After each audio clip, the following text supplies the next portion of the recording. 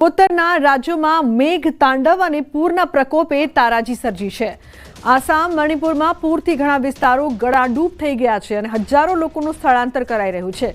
મળતી માહિતી પ્રમાણે મણિપુરમાં અત્યાર સુધીમાં 56,500 લોકો પ્રભાવિત થયા અને તેમની રાહત બચાવ કામગીરી ચાલી રહી છે।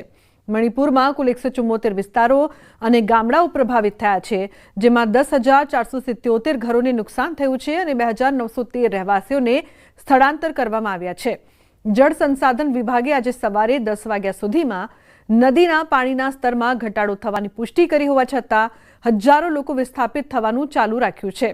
સૌથી વધુ અસરગ્રસ્ત વિસ્તારોમાં ઇમ્ફાલ પૂર્વ, ઇમ્ફાલ પશ્ચિમ અને હેનગાંગનો સમાવેશ થાય છે, જ્યાં મિલકત અને જાહેર માળખાને નોંધપાત્ર નુકસાન થયું છે।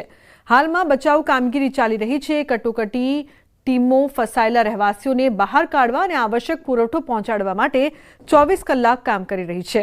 અધિકારીઓએ વિસ્થાપિત લોકોને આશ્રય આપવા માટે 57 રાહત શિબિરો પણ સ્થાપ્યા છે। તો સ્થાનિક સ્વયંસેવકોની મદદથી કટોકટી પ્રતિભાવ ટીમો સક્રિયપણે જમીન પર કાર્યરત છે।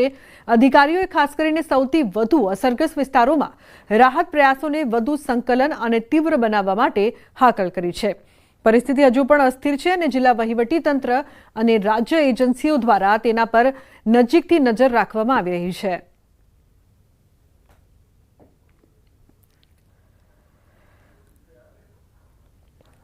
ઉલ્લેખનીય છે કે મોટા પાયે નુકસાન અને લોકોને સ્થળાંતરિત કરવામાં આવી રહ્યા છે। પૂરગ્રસ્ત વિસ્તારમાં બચાવ કામગીરી છે તે પણ કરવામાં આવી રહી છે, ખાસ કરીને બીમાર મહિલાઓ અને બાળકોનું રેસ્ક્યુ ઓપરેશન।